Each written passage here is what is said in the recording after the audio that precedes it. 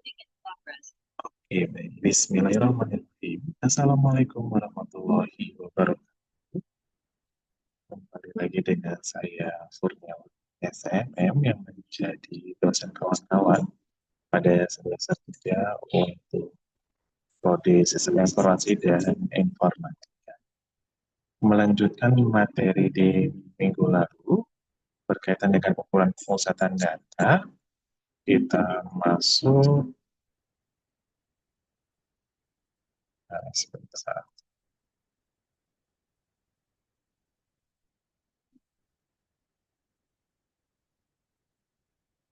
Oke, di sini masih melanjut terkait dengan ukuran pemusatan data. Di bagian 3 ini, karena di bagian ini penjelasan cukup panjang, makanya kita bagi menjadi 2 pembahasan. Untuk ayat Al-Quran, untuk disampaikan sama di surat Al-Hadid ayat 25, bahwa sesungguhnya kami benar telah mengutus Rasul-Rasul kami dengan bukti-bukti yang nyata, dan kami menurunkan bersama mereka kitab dan neraca keadilan, agar manusia dapat berlaku adil. Kami menurunkan besi yang mempunyai kekuatan hebat dan berbagai manfaat bagi manusia, agar Allah mengetahui siapa yang menolong agamanya. Dan Rasul-Rasulnya walaupun Allah tidak dilihatnya, sesungguhnya Allah Maha Kuat lagi Maha Perkasa. Untuk capaian pembelajaran, ada tujuan umumnya juga masih sama. Mahasiswa mampu memahami konsep dan penerapan ukuran pusatan data statistik, mean median modus, serta konsep dasar probabilitas sehingga dapat menganalisis dan menginterpretasikan data secara kuantitatif dalam konteks penelitian maupun pengambilan keputusan secara ilmiah. Kemudian untuk tujuan khususnya juga masih sama, dan goals daripada materi kali ini juga masih sama. Melanjutkan materi terakhir, yaitu pembahasan terkait dengan media.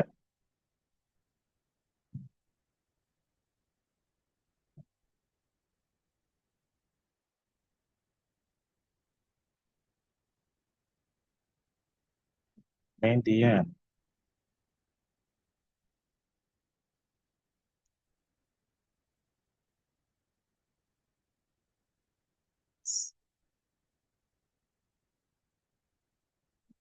Median.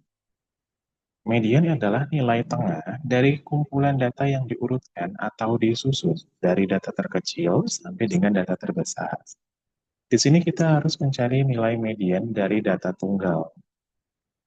Ada contoh 11, diketahui bahwa data sebagai berikut dari 65, 70, 90, 40, 35, 45, 70, 80, dan 50. Di sini yang diminta adalah tentukan nilai median dari data di atas.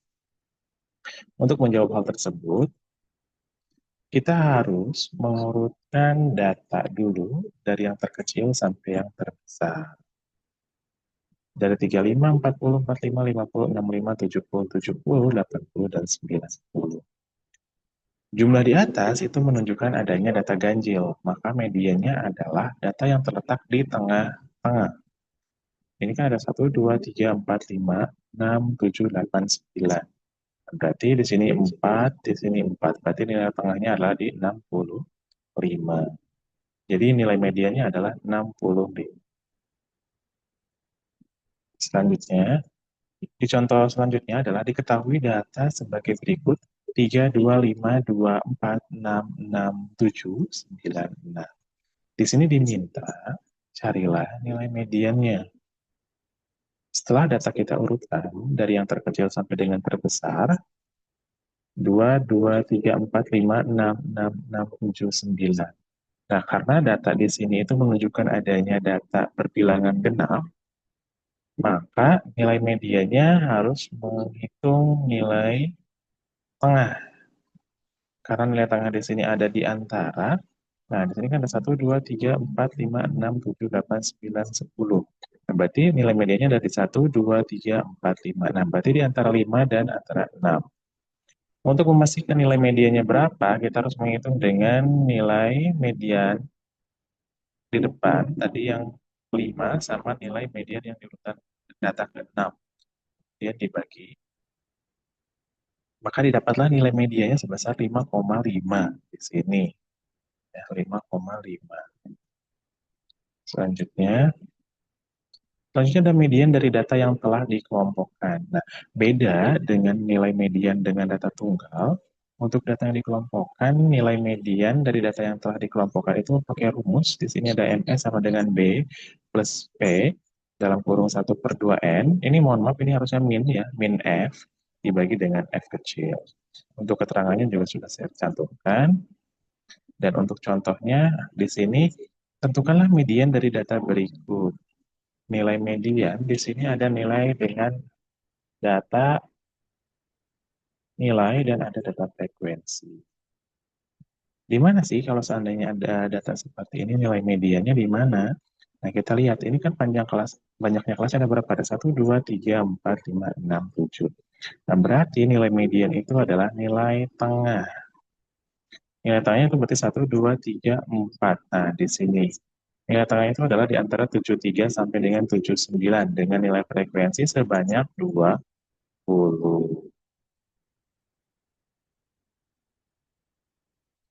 Bagaimana cara untuk memudahkan nilai median itu di sini? Berarti tinggal hanya menjumlahkan 73 ditambah 79 dibagi 2. Maka nilai mediannya di sini adalah 76.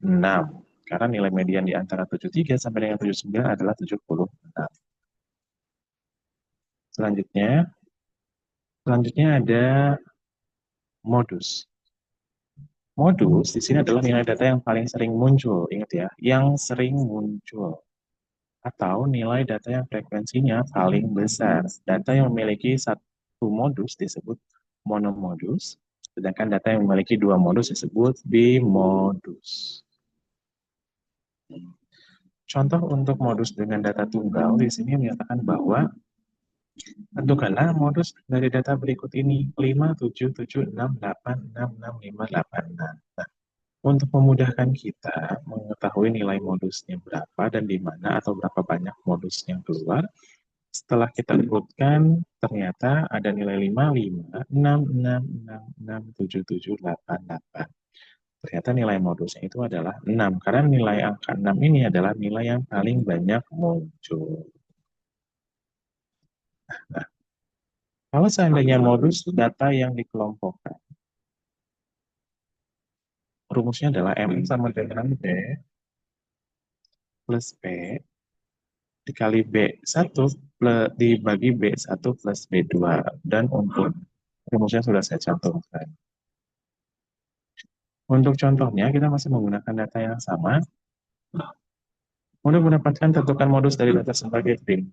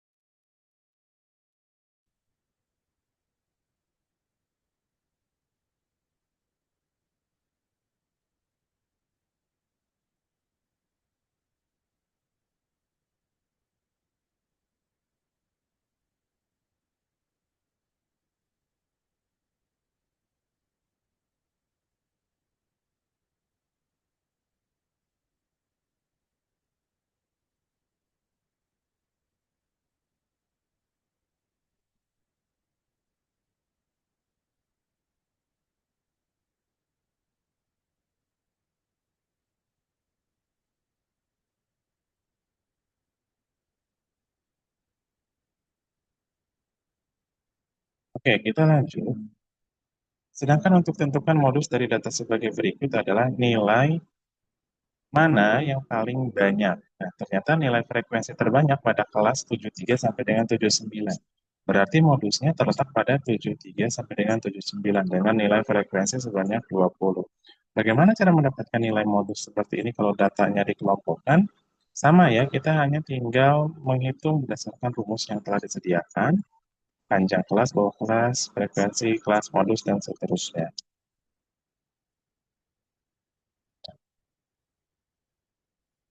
Nah, untuk penjelasannya nanti seperti ini ternyata hasilnya adalah nilai modusnya itu ada di antara 76,14.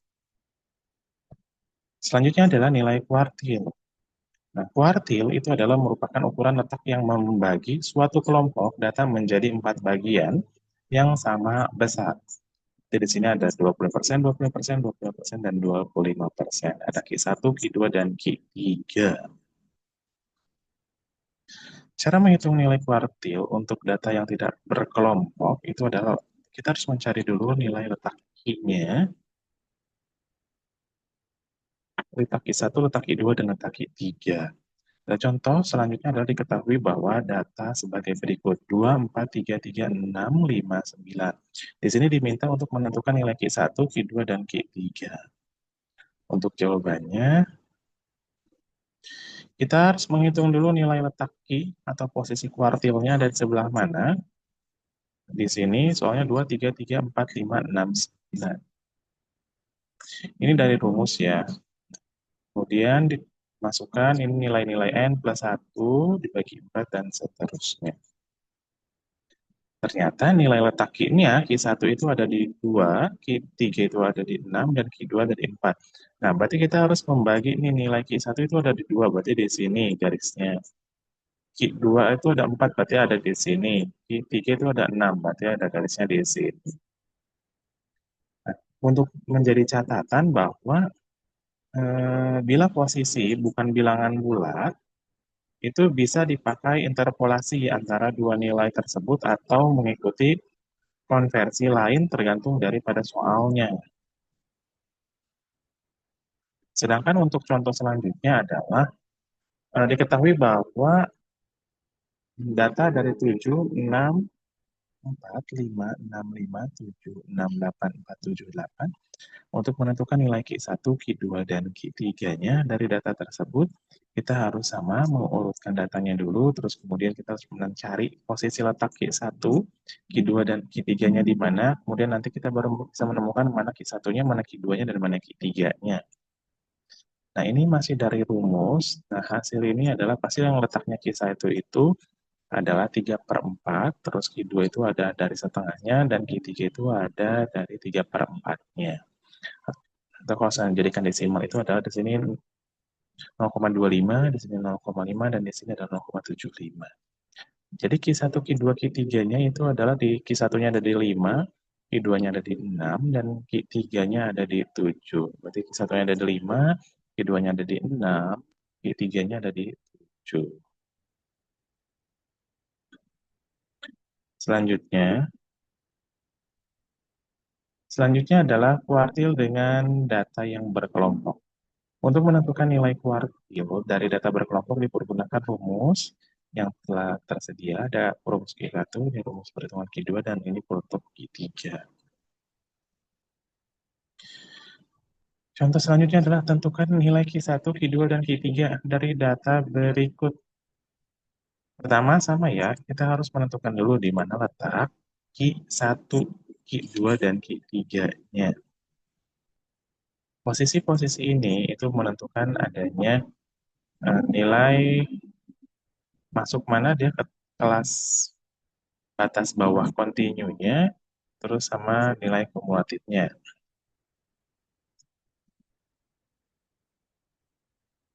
Ini sudah, dari kawan-kawan tinggal bisa lihat dengan dan menyesuaikan dengan rumus yang telah tersedia, ada keterangannya di sini, jadi hasilnya tinggal lihat di sini, kemudian untuk mendapatkan nilai ini adalah frekuensi kumulatif, dan ini juga, dan seterusnya.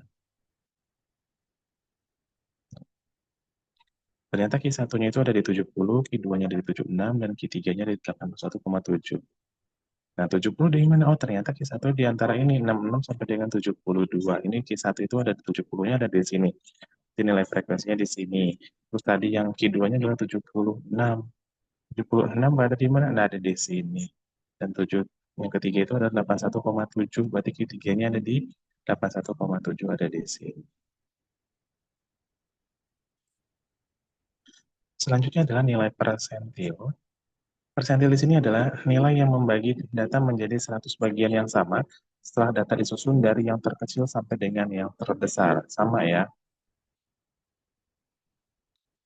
Untuk mencari nilai persentil dari data tidak dikelompokkan, persentil data tidak dikelompokkan ini bisa dicari dengan menggunakan rumus. PI sama dengan I dibagi 100 dikali N plus 1. Contoh, di sini diketahui bahwa data 67943478857. Kita diminta untuk menentukan nilai persentil 20-nya dan persentil 8.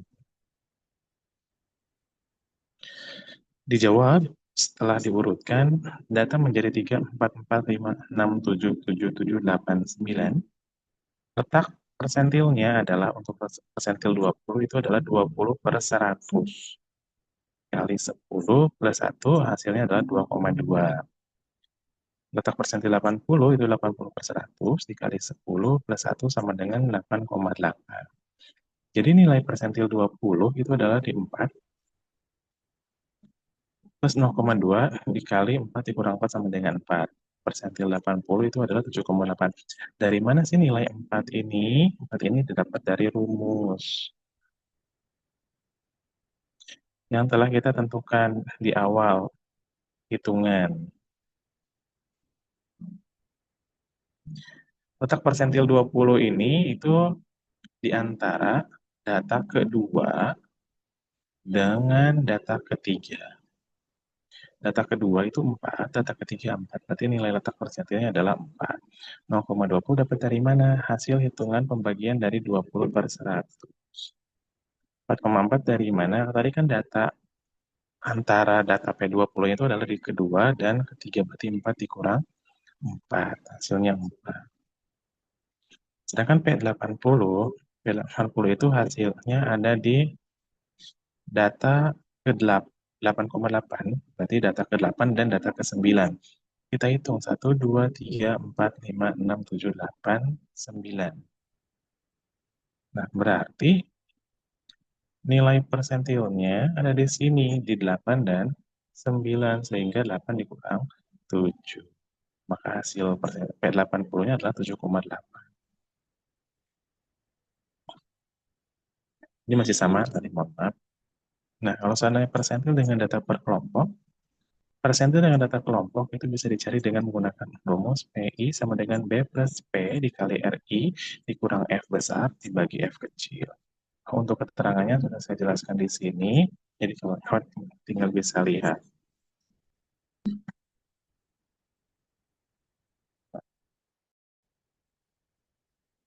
Contoh terakhir, untuk data di bawah ini adalah kita untuk diminta menghitung nilai P10 dan nilai P90. Sebelum masuk nilai P10, kita harus menghitung dulu nilai R-nya. Tadi yang diminta di rumus adalah nilai RI.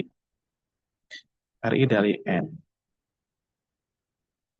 RI dari N itu adalah tadi 10 dibagi 100 dikali 50. 50 adalah jumlah data ya, maka hasilnya 5. Begitupun dengan yang R90, berarti 90 dibagi 100 dikali 50. Nah, didapatlah rumus hasil jawaban P10 sama dengan 58,5 ditambah 7 dikali 10 per 100 dikali 50 dikurang 2 dibagi 6. Maka hasilnya adalah 62. Sedangkan P90-nya adalah 86,5 ditambah 7 dikali 90 per 100 dikali 50 dikurangi 43 dibagi 6, maka hasilnya adalah 90. Jadi persentil ke-10, P10 adalah 62 dan persentil ke-90, P90 adalah 90. Bagaimana cara mendapatkan nilai ini? Posisi-posisinya kita harus melihat dulu nilai posisi mana yang menjadi kelas antar persentil karena nilai frekuensi kumulatif itu Sebenarnya ada di 2 dan 7. Nah, nilai ini tuh harus ditambahkan ya ke bawah.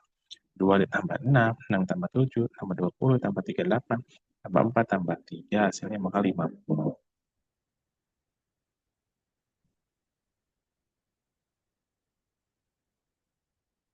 Oke, baik. Itu adalah penjelasan terkait dengan median dan lain sampai dengan persentil untuk perhitungan ukuran pemusatan data dan materi pemusatan data juga sudah saya jelaskan. Apabila masih ada yang belum paham atau yang terlalu cepat dengan penjelasan saya, itu silakan ditanyakan saja. Silakan bertanya sesuai dengan kebutuhan atau apa yang tidak kawan-kawan pahami. Di sini saya akan coba menjawab.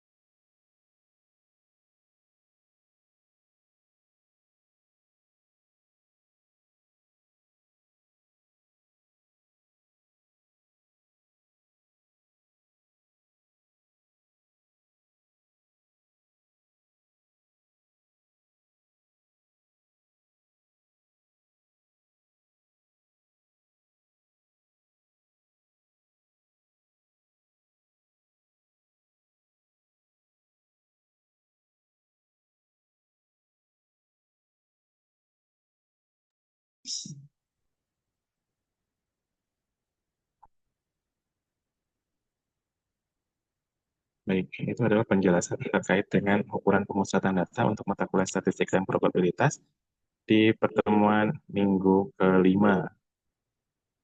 Semoga kawan-kawan diberikan kemudahan dan kelancaran selalu dalam mengikuti kegiatan perkuliahan ini sampai dengan selesai. Kalau saya tadi sudah saya sampaikan, kalau masih ada yang belum paham atau yang masih masih bingung, silakan tanyakan di grup WhatsApp atau di chat pribadi kepada saya.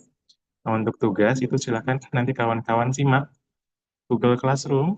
Nanti akan saya jelaskan mekanisme dan sistematika penugasan di minggu kelima ini.